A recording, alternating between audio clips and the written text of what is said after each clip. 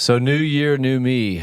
We are here today with Mary Maloney and Andrea, and we're going to go through exactly what these New Year's resolutions are supposed to be. Maybe are we going to keep them? Maybe are we just going to be a good human in other ways? Are we going to set out realistic expectations? Are we going to be able to achieve them? I wanted to do a spring launch where we do an accountability.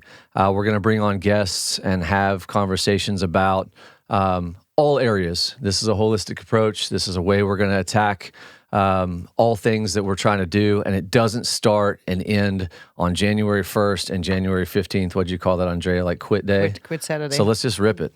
Go ahead, Mary.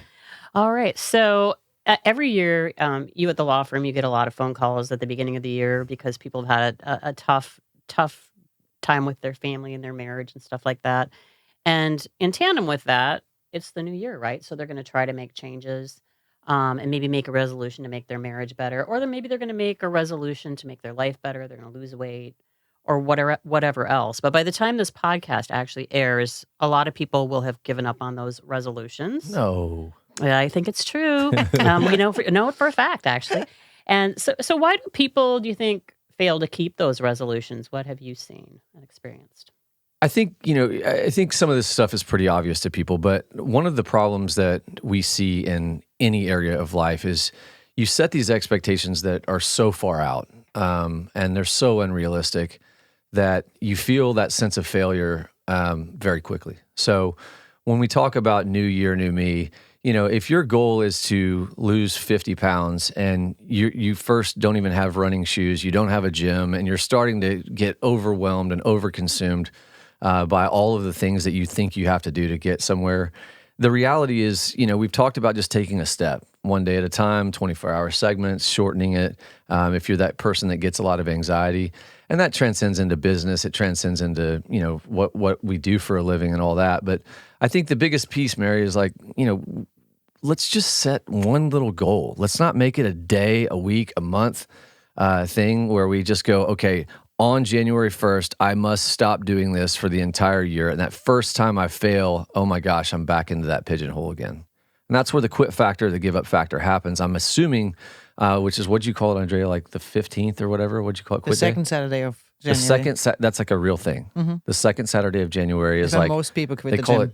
It, what is Quit it? Saturday or something like Quit that. Saturday. Well, I mean, I don't know why you have to start on January 1st.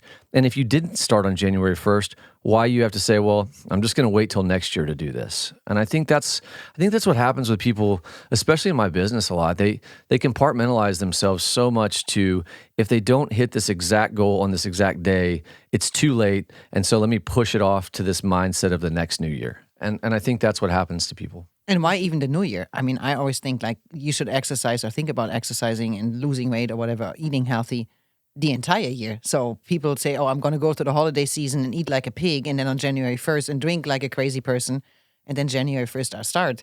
Or if you make that decision, you can make that decision in December and then just be a little more moderate through the holidays, and it's not going to be such a big thing. And I think most people, when they set goals, what they're missing is the why, in my opinion. Yeah. Because if you have a big enough why, it's going to work. If I want to lose weight because I don't like myself, or lose weight because I have knee problems, whatever the reason might be, if my why is big enough, I'm not going to quit. But if it's a bright, shiny object and I just want to do it because everybody does it or somebody told me to do it, I'm going to give up. I think the why is the biggest thing for me. Yeah, what we're looking at too in the spring is the accountability. One of the things that I've noticed about myself and in business and just in personal life is that if you don't have accountability and you don't have a way to measure it, one thing I do that's really simple is like, there's times a year where I don't care how much money I've made or how many friends I've made or how many trips I've been on. I have these mood swings, like, and I've started to kind of study what that looks like, and I've started to calendar it. And I'm not saying that this is the right way to do it, but it's the way I do it. And the reason I do it is because there's like times a year, summertime, for example. And I'll just start with now. Going into the new year, I always feel really re-inspired come January 1. And that's why, I do the dry January or sober January-ish thing. And I know the ish mean? The ish. It's so German. You drink a little it's bit? German. No.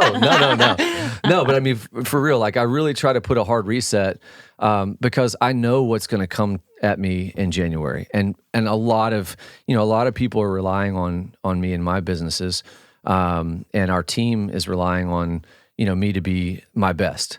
And that goes in waves. If you are the type that you're going to go to the gym and you're just going to rip through a bunch of workouts and you go so hard, you're going to get injured most likely, right? So moderation obviously is the goal, but going back to the accountability, what I'm really trying to focus on, because I talk a lot about process, is getting a process for me as an individual.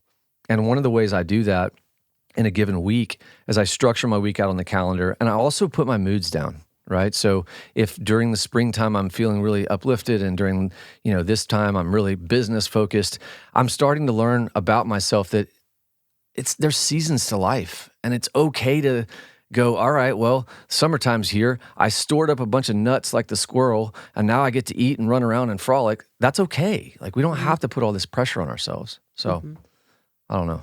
Okay. Well, hey, I just want to talk about the dry January thing a little bit, because we, you and I both said that we are going to do that, and You look good, by the way. Well, thank you. I think it's the makeup. But I mean, I think I overindulged. Well, I know I overindulged over the holidays. So that's why I'm doing dry January. I think we can dovetail that into resolutions a little bit. We were talking the other day how, certainly it's great to do that for a month, but do you need to backpedal back to those bad habits, even if it was getting really kind of crazy during the holidays, which it does for a lot of people? But it's maybe it's time to reassess your life and think of a long-term situation. And, well, maybe you are going to have a couple drinks, but you're not going to go back, kind of coming up with a plan to whether it's getting healthy, like eating-wise or drinking-wise or whatever. I mean, I'm sure you guys both have thoughts on that. Yeah, and I want to touch on that because, one of the things that I'm looking at with respect to dry January, and I know that there's people out there that are really true experts on this issue, and the purpose for me personally is to say, all right, I've got a reset button, and now I can start to evaluate what really was productive throughout the last year. And so when you say go back, I don't want people in our circles and clients and whatnot to look at their whole life and go 5 years backwards and 5 years forwards with custody or visitation and access or whatever's going on. Because I think if you broaden that lens too much, you start to create those unrealistic expectations. So for me, what I started to do this year, for example, is I do the first Tuesday of the month, we have our business meetings, right? Well, I know that we've got podcast business meetings and, videos and all this stuff you have to do to just get your business to start to grow. And that happens in the first week. So instead of saying, all right, well, I'm never going to drink again, right? I'm going to, because I'm a social butterfly. I know that I'm going to, right? Maybe I say, well, I can push a hard reset in the first week. But, for those guys out there, specifically men, and I'm just speaking from the male dad perspective, the holidays are stressful as hell. This year, I think we had 30 or 40 events inside of December and January. It's not, I don't even know what's happened in this world. It's not even fun anymore to a degree. And I think so what happens is you're all right, let me just get up and go through the routine and I'm just going to do this and do that. And I know there's people out there that don't drink. This is not just about a drinking situation. It's about eating, eating healthy or just taking care of yourself. You said you were in Germany and didn't work out like you normally do. I didn't work out a lot in December because of all those different events and things going on. Yeah, it's a routine. You get off your game. Yeah, but I think that if you do the dry, I don't do the dry January because I don't really drink that much anyway. So that's not a big thing for me. Well, you're Andrea. Yeah, I do drink. But I don't drink to the level that I feel like I have to do the dry January. But what are you doing? Because I think that was Mary's question. What are you going to do come February 1st? Okay, of course, you're not going to stop drinking for the rest of the year. But does the January where you don't drink help you to then be in moderation, or is by April you're back to the old habits? Yeah, so my belief about myself, and my wife may beg to differ, and my friends and you and people who I work with may beg to differ. I try to really listen to. I've got a pretty good internal compass, I feel like. And that goes in waves, and the more you can listen to it because you do the right things and you have a healthy, let's just be clear. if you don't drink and you don't do anything, that you don't eat bad and you work out every day, you're gonna have an easier go of it, right? You're gonna be a better client. You're gonna be a better business person. That's all fine and well. We happen to live in Tarrant County and in Fort Worth. I mean, there's social stuff. We got rodeo coming up. There's stuff that pulls you 50 different directions. My wife's 40th birthday is coming up. So if I said, well, I'm a failure because I didn't get all the way through January, and now all of a sudden... That's the ish part. Yeah, the ish. Yeah. But now all of a sudden I go, all right, well, I'm just going to give up on that, and I'm just going to go back to as hard as I can go. Like, what I love about the reset button, and I do it every year, by the way. This is the fourth year I've done it.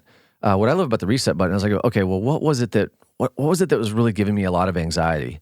And there's no question, I think we all know, like, especially to the tail end of holidays, little problems start to feel like really big problems when you have that anxiety from sugar withdrawals. I've got a buddy that he's completely sober, been sober for a couple of years, and he gave up sugar. And he was like, I was the biggest ass to my wife for that first part. So, I think the moral to the story is that it's not just alcohol. It's not just working out. I know that we have these like overarching themes when it comes to New Year's. We talked about sugar. We talked about time with family. Let's get into some habits and buckets. So, Mary, what are your thoughts? Well, I mean, I guess what we really want to share with people, like you said, is what can positive changes people can take to make in their lives to actually achieve change. So I think, Andrea, as you brought up earlier, you have to have your why. So it's really important to have your why. So we want to definitely self-reflect. We've talked about how it's important to self-reflect, and just figure out what your why really is. And I love the why because it gives you, I always say micro and macro, right? But the why is the macro, and then breaking it down into the micro is what I love to do now. I'm really trying, because I'm a salesy type. I like to have process now. It's my new thing, my 2025 sizzle. But what I mean by that is, if you just said, I'm going to spend more time with my family, or I'm going to get in better shape, or I'm going to not drink, right? Those are the macros.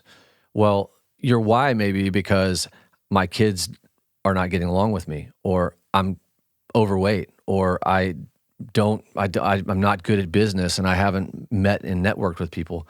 So just those big overarching themes are really hard to tackle. So I want to break down, Mary, just some things that have been helpful for me. And Andrea, I need your help. To me, if we're going to do this spring cleaning, as we're going to call it, and we're going to do this New Year's new me, I want to personally give people that are like me, that are kind of scatterbrained and squirrel-minded a little bit, some buckets. So I'm going to call them the 4, okay? And my 4 are going to be spiritual, family, business, and then health, okay? Those are my 4 buckets. And I'm not going to say I'm going to be super spiritual, and I'm going to be the best family man in the world, and I'm going to be the best business guy in the world, and I'm going to be super healthy. That's not how I'm going to attack those buckets. And nobody should. I think that's because that's not really an achievable goal, and it's not defined enough to even, what does that even mean, right? I mean, what does it even mean? A goal is only be attainable if you have it broken down to what that actually means. And I think that's the reason why people fail. They say those big goals, but don't really know what that means. I mean, what does that mean? I want to get fit. What does that mean for you to get fit? Because it's different for everybody. So if I'm going to break those buckets down, if I'm going to start with spiritual, for me, I do BSF or Bible Study Fellowship on Mondays. I try to go to church as much as I can on Sundays. If we miss it, I try to make sure that my kids are there because it's just as important for them and our whole family to do that. So I'm going to attack that. And the good thing about BSF is it does its own bucket thing too. So it makes you look at the Bible in 5 to 7 minutes a day, right? You can't read the Bible, and nobody can, and get through the whole thing and just go, oh man, I understand or absorb. So they break it down into buckets. So spiritual, that's my bucket for me. Whatever your religion is, this is not a religious podcast. This is about being spiritual.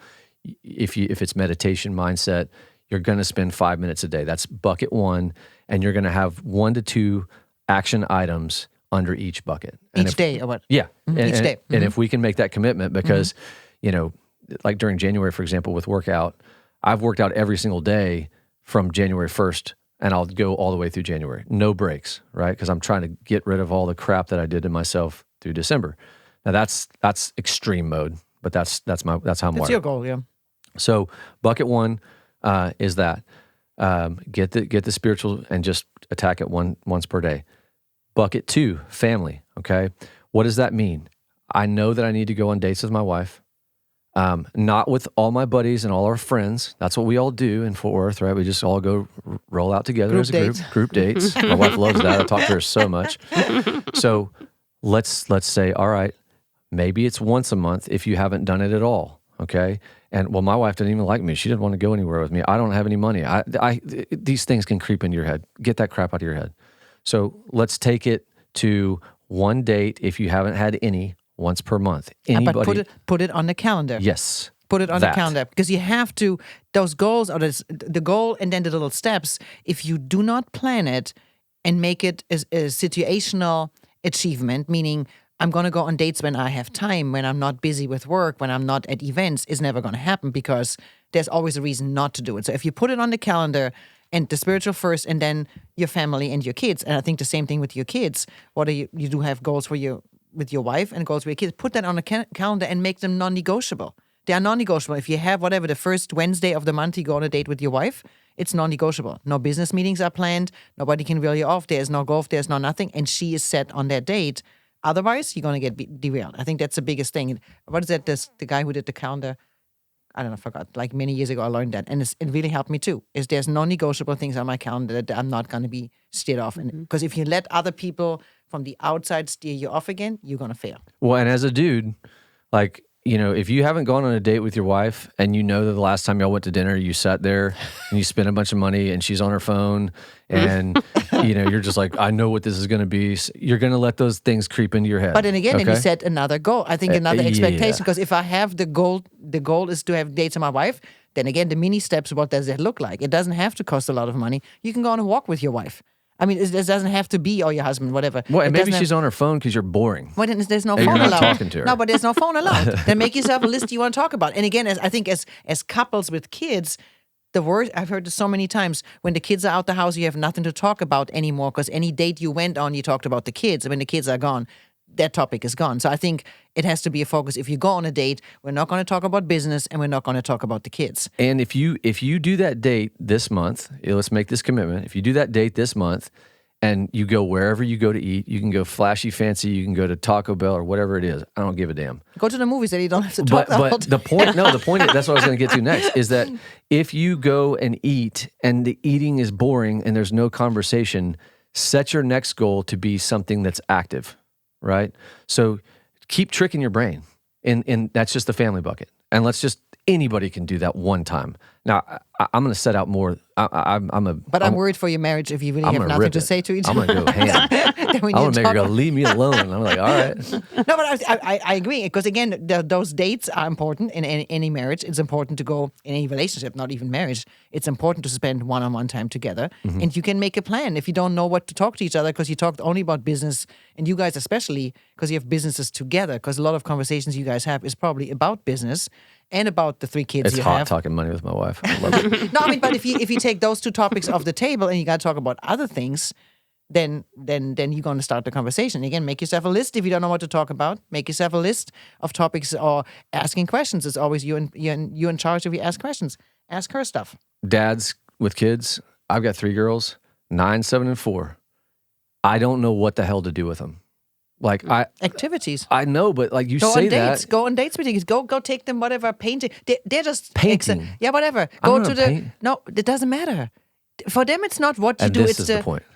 For them, it's not what you do. It's that the time that you spend with them, the quality time. Yeah. Like when they're older, you can go on to dinner and have a conversation. With the little guys, they're not going to have a long, drawn-out conversation. So you got to do an activity. They don't care what it is. I want to go buck hunting or whatever the they're too little for that, do with their boys. But they might do that later. But like hunting. with a little girl, you go to those places where they have tea parties and just sit there and they're just going to be excited that you're there with them. They don't care about the activity. So but I think the quality time, especially having raised so many kids, the individual time. How many kids you raised? 6. Oh the my God. individual time you spend with each kid is so meaningful. It doesn't matter what you do. It's that they have the focus. Mama or daddy is focused on me, and there's not 5 other ones or 3 other ones, 2 other ones. It's just the time. I think that's important. Well, in that bucket, the obligation or the feeling that it's an obligation goes away if you plan. For me, Correct. like if I know I've set out time and I don't have 30 interruptions, when I'm with my kids, and I'm being a little bit sarcastic when I say I don't know what to do. There are things that I really enjoy. Like I would love to go play golf with my daughters. They would be bored out of their minds in about 2 minutes. And so then I automatically go into shutdown mode as a dude. I'm like, you don't like golf? Well, why not? So I But ask them what they want to do, because they're going to tell you. And if it's on the calendar, like whatever daddy is, whatever once a month is just me, but daddy, let them come up with the plan. It might be totally stupid plan, like, oh my God, but it doesn't matter because they planned it and they like it. And it doesn't have to be 5 hours because that's going to be horrible. You most likely to spend that much time with a 7-year-old. But if you say, we have an hour, let me know. That hour by itself is meaningful. And my wife, she goes on work trips every once in a while, and when she does, like it's true one-on-one time, and I do set that out with them. I'm like, hey, we have a date night, daddy date night, and they come up with really creative stuff. So if you're like struggling with like how to do that with your daughters or son, just like you said, ask them. It just, for guys, sometimes we just get kind of forest amidst the trees situation. So they will come up with creative ideas, and that's very helpful. So that's family bucket. So we've knocked out spiritual, knocked out family. Let's go now to the let's call it the business bucket. This bucket, I think, is probably the easiest to set attainable goals, and it's the easiest to get frustrated, and it's also the easiest to have the accountability matrix. And let me break that down really quickly. So, goals in business were measured usually by finance. Did we make money? Did we spend less? If you have a business, I think business has to be business / job, because not Job. everybody Yes. everybody has a business. That's right. Mm-hmm. And let me be clear. There are so many pros and cons to owning your own business. And I think that in the internet age, we all feel like we should go drive the boats and the cars and all the crap we see. I have been a part of that life for a while, and I don't know anybody that gets to the highest levels that appears super happy. And part of it is because in my mindset, they don't have this holistic approach. They don't have 4 buckets. They have one bucket that they do really well, right? Mm-hmm. And they neglect the other buckets. And so business needs to, in my mind, look at all of the other buckets, and then you will become a more successful business person by being happier in business. So in that business bucket, what are we going to do? Well, my short answer is, if you work for a company, I told my wife this, she tells me this, it's not Sizzle knows all or Justin knows all. It is when you're in sales, for example, and specifically women, and I hate to say this because I'm going to get 2 scowls going both directions. When you're in sales as a woman, you need to know your numbers, okay? If you go to your company and say, I'm not getting paid as much as the guys do, or whatever the situation may be, you need to know your numbers and you need to have your data, okay? Right. So that data is your accountability matrix. So if you've never done that before and you are, I don't care if you're a secretary, a teacher, in sales or whatever business you're in, you say, I want to do this, and if I do this, this will make me happy in this job. You need to set that out, your why, you call it, right, Andrea? Yeah. So in business, if you will do that, if you're W-2'd or you get a K-1, i.e. you own your own business, if you are in a situation where you set out that matrix and you say, okay, I'm going to call 5 more customers this month. I'm going to say, if I hit this number, it is because I have done these 5 things. You need to write that down, and you need to have your data points, and you need to go back to it. I want under business too. It's like, I know a lot of people that they're just not happy with their jobs, and they want to find a new job or a different career. So I think that for them could be that bucket, like maybe the career bucket. So putting those things under that bucket that are going to help you become more successful in finding that next gig or your dream job or whatever. I love that statement, because this is like the dream spouse. And I hear all the time, like, if I just get rid of my wife or husband, my life is going to be so much better. And we talked on our last podcast about passion and all that. And I'm not going to be one of those guys that's going to sit here and say, I'm super passionate about family law or lawyers candidly, I think a lot of lawyers annoy the hell out of me. I have spent my whole life trying to figure out whether I'm going to stay being a lawyer, whether I'm not, whether I'm defined as a lawyer. Passion, though, to me comes from successful baby tasks, small tasks, doing it over and over again, getting better at it and scaling those. And enjoy what you do. I mean, I think that's the biggest thing. If you really hate what you do, then you got to ask yourself, then what do I enjoy doing? And then you got to go in that direction, because I think a lot of people are stuck in their job. They hate their job, but they don't really, as we said earlier, self-reflect and figure out, well, what would bring me joy? And are those buckets that we're talking about, are they potentially influencing each other? If I'm unhappy with myself because I'm not healthy, does that potentially influence how I show up in my marriage or my family? Does that has to be clear, that each individual bucket is by itself, because that easily can interchange. Then this bright, shiny object, I'm going to lose weight and then I'm going to have a better marriage. No, most likely not. I mean, it's maybe. Well, and what is it? What is it that you hate about your job? And can that change? Because if you can fix whatever it is you hate about your job in a current environment that you know and you're familiar with people that you care about and that you've grown with, I can't stand when I see these Facebook, some, especially in law is the worst. Like they go and act like they're Jesus, and their law firm, they're running around with puppies all day long, and they're just having drinks, and all this stuff is fantastic. I can tell you it ain't. The behind the scenes of what we do is hard as hell. The complaints that come from clients just because they're having a stressful day is very hard. And being able to wake up in the morning and bury that and just put our game face on is hard. Moving to a different place, specifically in the same industry, is not usually the answer. And so I think, to your point, Mary, like it may be a choice you make, but you need to know what it is that's frustrating you. If your boss is a prick and you're not, and your business is just like all over the map and you're having to do everything and wear all these different hats, then yeah, of course, right? But know why. Don't just go, well, I feel like I should be, playing golf all day long and I can't do it that in this job. The grass is not always greener on the other side. It ain't going to happen. So. Yeah, I agree. Yep, it's not. So your fourth bucket then is health. Health. Yeah. So fourth bucket, health. I think we go on this mission together, just like the other ones. For me, it's going to be knowing that, and I set out my week, right? My consults are Monday and Wednesday for a very specific reason. Monday and Wednesday afternoon. That's it. You can't talk to me other than that. People tell me I'll pay you this and I'll do that. No, not going to happen. My meetings are the first Tuesday of every month with my team. Why? Because I know that first Tuesday, first of all, I don't like a bunch of meetings. It's a pain in the ass. Second of all, I know that first meeting, that first Tuesday of the month, I have to be on A game. I have to spend Monday getting things ready. I know we've got podcasts and I know we've got this other stuff that we have to address. And so I need to be fresh. So my health answer for the bucket is going to be that first week of the month, pushing full reset the way we did on the first, which is ridiculous to say we have to do that. But if you don't make that bucket small enough, that's a bucket that I have to make smaller for me. So if you don't make that bucket small enough, it won't be an attainable goal. So my goal is the first week of the month, have a clear head, clear conscience going into that week. And then the rest of the month, you can kind of go through the motions. But that's so the health one, you put it on your schedule, like you put that's on my schedule, and I don't look. I don't pretend to know the answer, first of all, but my routine as far as workout, that's been going on for 20 years, right? Now, whoa, I can't do it then.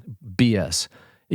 I've had weeks, months, years where my workouts or whatever are crap, right? And then I'll go do a CrossFit or whatever. I'll switch it up and trick my brain again, just like making your bed. You said earlier, like there was that Navy SEAL that talked about that. Yeah. The tricking of the mind, in my mind, is the best thing you can do. It's Andrea, in the gym, like if you're doing the same leg workout, it's not going to bring anything from your body. You need to change it up, and you're going to get tired of doing the same thing. I agree. So I don't need to make the habit to myself to work out. I don't need to make the habit of myself to go in sauna and to decompress my day, because that's become now a part of me. Like that's just who I am. Yeah, I mean, you've created those habits. There's a lot of people though that haven't. So, and I talked about it previously on the podcast about when during COVID I wanted to. Well, it was hard to get out and do anything, but I wanted to be healthy and to keep myself fit and healthy as much as I could. my goal was just to work out 3 times a week, and it didn't matter what I was doing, 20 minutes of yoga, meditation, whatever, or 40 minutes of cardio or whatever, but just 3 times a week. And that's, I think, something that you could put in that bucket and like you say, you're going to schedule that. So you do it. So, but, so it's different for different people. So for people that haven't created those habits yet, that's one place where they can start. If they want to, change their eating habits, that's a different way depending on what they want to accomplish there. But there's also certain things that they need to follow there. Or mental health too. I mean, like mental health means taking time to the self-reflection, meditation, whatever, having time to yourself. That can, especially when you're a mom and you have kids and you have a job, that time is normally, I'm sure your wife can sing a song about that. It's hard because you juggle all those balls. But if you don't take time for yourself, then you're going to lose. I remember another mom told me like, oh, you're so arrogant, or not arrogant, wrong. It's so selfish in taking time for yourself. And I said, what do you mean? Because my kids knew unless there's a bone sticking out or they're bleeding, there are certain times they don't need to come to mom. There's food in the fridge, there's drinks, but there are certain times mom needs to have time to herself. And they saw me, whatever, even going out or going to the pool. When I was reading a book, they knew mom was reading a book. And unless there's an emergency, you don't come to me. And I think that sounds selfish, but it's not selfish because if mama breaks down, the whole system breaks down. No doubt. And I think a lot of women don't, because there's so much guilt and we need to do, and I have a job and I don't spend enough time with my kids, but you still, if at the very beginning, you are a woman and a person and you need time for yourself. And if you don't take that, you're going to lose. So I think in a health piece, for females especially, I think you need to really take time for yourself. Even if it's 15 minutes a day where you close the bedroom door and just listen to music or whatever, watch trash TV, whatever you like, but take the time. Because if you're only running for other people and cooking dinner and doing all those things, you're going to run yourself into the ground. Yeah, and my wife, for example, I used to work out in the mornings before work, and I loved that, by the way. And my wife was like, dude, it takes you like 5 minutes to get ready. I'm taking this time. And I was like, that's my time to decompress. And I was like, bury yourself, dude. You can go work out at lunch. We just switched up our routine in our household. And she goes early in the morning because I know that there's, if I've seen my wife do things and move mountains. So I don't pretend for a minute that I understand what it's like to go pick up kids or arrange all the schedules, get ready, do your hair, do all the stuff y'all do, all that women stuff. But I do understand that it's very, very challenging. And so if you're a husband or if you're a father and you're in a relationship, I think it's really important. Get out of your wife's way or get out of your significant other's way so that they can do those things, because that's what makes me like fly, is when the whole system is working. And I think and guys especially, if I've seen, they need that decompression, like coming home from, because you work more in buckets, and for us everything is in one. When you go from work and you come home and you need that decompression time to say don't talk to me or go to the bathroom for 15 minutes where you kind of like switch leave us alone in the crapper. Correct, but by the way. but give the woman that time to, after you come home from work and you have your time to decompress, and now you go from work mode into family mode, then give your wife or your partner a chance, and now you take off and I'll take the kids. And you do whatever you want to do, whether they go to the gym, go on a walk, give them that time too, because it's not fair, I think.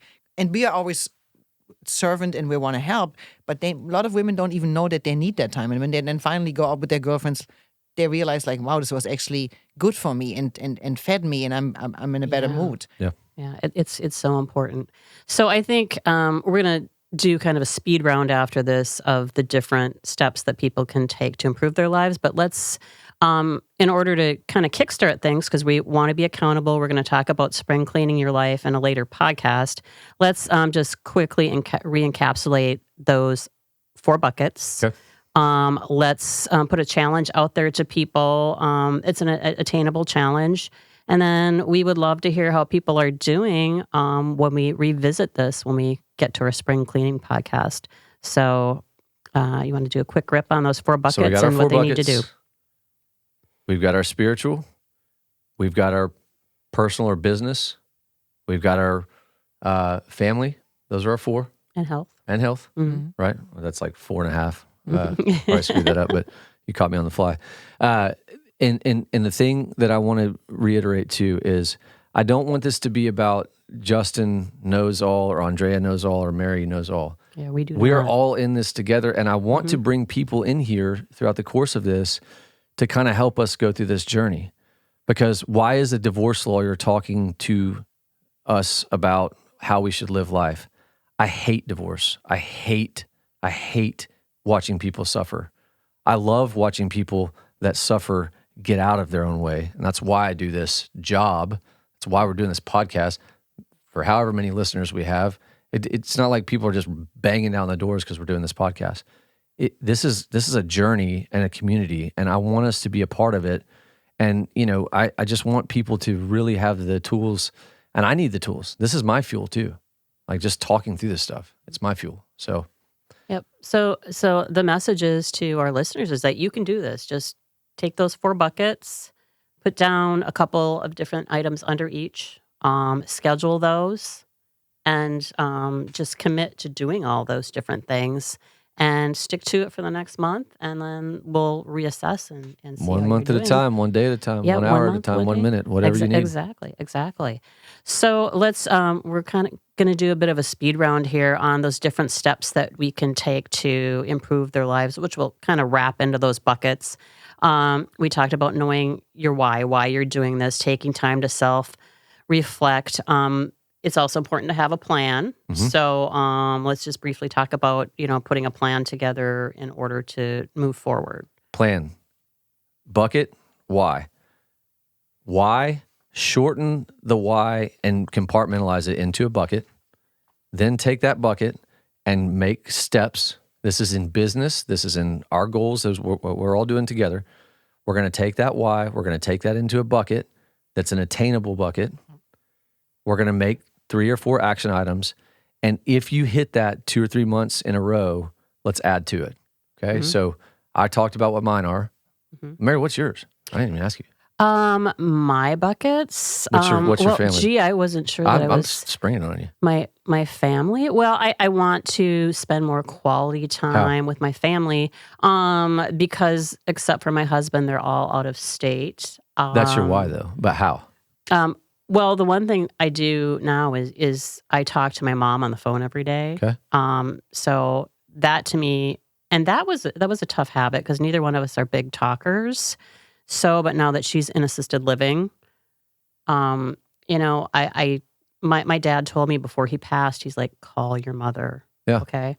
Because we're not real talkers and whatever.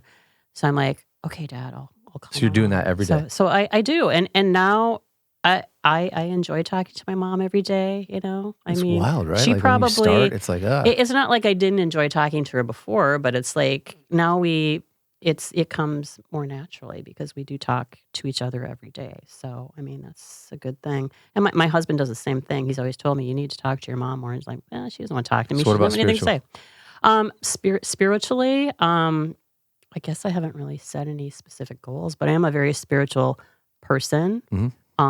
I do like novenas, even though I'm not Catholic, I'm Protestant, but I do novenas when they come out, and I do pray for those that I love in my life, and that's been a great habit because it and you helps do that me. daily, or I do that whenever the new novena comes out. okay, cool.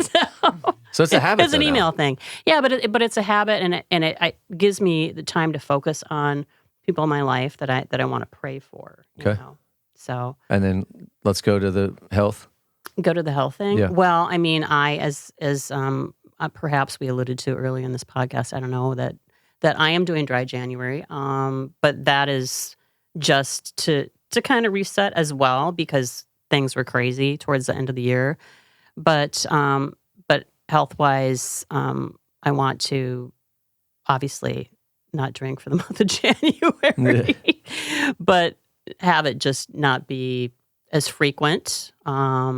Then also getting back on my regular workout schedule, like I said, 3 times a week, and Okay. committing to do And that. you'll set the time out on your calendar to do that.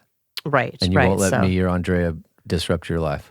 to do Well, yesterday I worked out later than I was planning to, but I did. that. Okay. I mean, my car broke down. I had to run errands, and I said I'm working out Tuesday after work. So And then that's business. what I did. And then business wise, I want to network with more people. How? Well, You put on the spot where we Hey, say we I got know, I I know. like it. I mean, and I'm really, fired nobody really back. wants to hear this, but They no, do. I think it's important that as a freelance writer, marketing person, that I, continue building relationships with it. I mean, and meeting new people, because most of my business, if not all of it, comes from referrals. So how will you make a list to do that? How will I make a list to do that? In terms of a Like, list, what will be your action item that, like, because what I love about this is that we are the people that are telling people that we're going to do these buckets, and this is how hard Right. it is. Well, and it this is how you go is. into a spin cycle.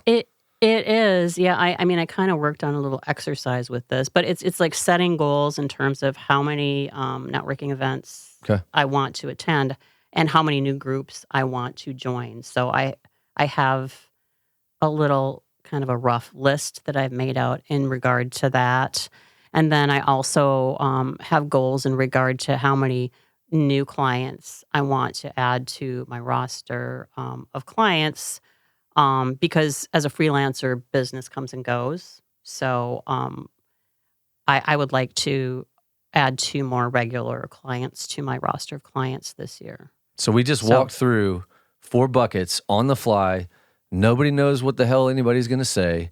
And you see how hard it is to kind of get your brain to do it. Correct. And Mary just did it on the fly. Well, I could have done a better job, but So but you got to take time I to think think we about it. you got to be that regimented. So let's just Yeah. make a commitment. Let's do it. So let's all do that. Let's take those 4 buckets. Let's do it as a challenge to people. Put 2 or 3 things on that list that you're going to do and commit to and schedule it, right? Love it. Okay. That's right. Perfect. Okay. Facts. All right. Very good. All right. So a couple other things that we want to talk about. We touched on setting goals that are attainable. That's really important. The other thing, I think this ties back into marriage and marriage issues and things like that. You're struggling in a marriage. You don't you're getting you get all those calls first part of the year because Christmas was horrible. So people want to try to save their marriage. So there's an issue in the marriage. So you need to set certain boundaries, consequences, and hold people to those consequences. So talk a little bit about that. Yeah, I love that, because that's how we actually came up with the New Year, New Me and spring cleaning. Mm-hmm. We did that yesterday on the phone collectively. Right. And it really does. I started to think about, how does a client get into a position where, they go from, I'm going to get through the holidays, to I've got through the holidays, and now what do I do? So I want to break that down into 3 really, really simple things and thoughts that I think people go through, at least from what I hear. So when you are trying to survive the holidays with your spouse, that New Year, New Me, just like a job, you think, I'm just going to pull the ripcord and exit, and so I'm going to call a divorce attorney and they're going to fix my life, without doing any assessment about whether, maybe was it you?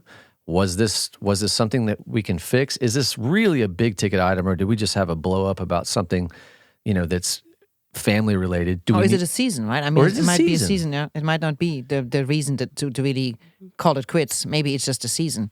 Yeah, and so I like to, let's bucket and box that one too.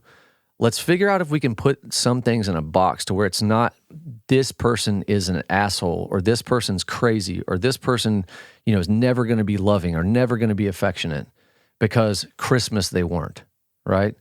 And so the calls I get in January are usually, well, I didn't do any of that stuff we just talked about, but I want out. I'm not going to do this again. New year, new me, without any assessment. My encouragement to anybody listening is, do not pull the ripcord without doing the assessment. The last thing you want to do is call us. The last thing. It will make your entire next year not very fun, most likely, because there's nothing fun about divorce or litigation. So let's do the assessment and figure out whether somebody will take the steps. And then you have to do what you just did right there about, or I say you, they have to do what they need to do about accountability, meaning that if you set these parameters, if you drink, let's say it's a liquor thing. We keep going back to booze, but let's say somebody's a prick when they drink a bunch of liquor, which is a lot of people, by the way. If you drink hard liquor and you did what you did over Christmas, and you can't drink hard liquor, period. And if you want a glass of wine, whatever, if you can make it, all good. But you cannot do this. This is where the breakdown was. Or I have no idea what our finances are. I don't know where our bank accounts are. I asked you the bank, And by this date, if I don't have it, I don't know where our stuff is. And if you drop dead or get hit by a bus, you have to hold the feet to the fire for that, because that's them saying, I'm not going to make effort. That's really like a measurable thing, just like we talked about with, my wife and sales and keeping your data points. That's your data point in your situation. Because I think we talked about it so many times. The 3 big ticket items that cause issues in a relationship are addiction, adultery, and finances. Those are the 3 big ticket items. And if you in your marriage are struggling with one of them or all of them, I think in my opinion, it belongs in the family bucket. And then now you need to set some goals in that bucket that you want to do. And again, that's where it belongs. If finances, for example, are an issue, then you got, what is my goal? I want to have clarity about my finances. And so we're going to sit down at the table and we're going to look at all of our credit cards and all of our accounts and how can we, get out of debt or buy a house, whatever we want to plan. And then you plan it out. And if it doesn't work, then what's the consequence? Instead of just going to the consequence right away. Because even if you've been married, 10 years and you had issues, if you want to change something in your life, you got to make a change. And so that means in that situation, I need to be more clear about what I need and what I want. And if I don't get what I want and what I need, then, but again, it has to be agreeable. It's your personal boundary, but the two of you have to agree on certain things. And study direct communication. Like I'm working on that right now. Direct communication, we've gotten away from that as a society. It doesn't mean be mean. It doesn't mean you have to be super blunt without compassion and empathy. But you need to be direct. And the only way German. to really be the only way to really be direct though is to understand what it is that you're focused on. And that's why these bucket things, I know it sounds like we're turning into robots, but really we're not. If we're going to do spring cleaning and accountability, we need to have those buckets and we need to be direct about our communication. And I would encourage people to write it out, read it, delete half of it, maybe rewrite it, reread it, write it out. Sleep on it. Sleep on it. And then Don't go into your husband on day one. Well, I've listened to this podcast. We're going to do spring cleaning and da-da-da. And you need to do this. And all of a sudden, your target of what you're upset about is something totally different.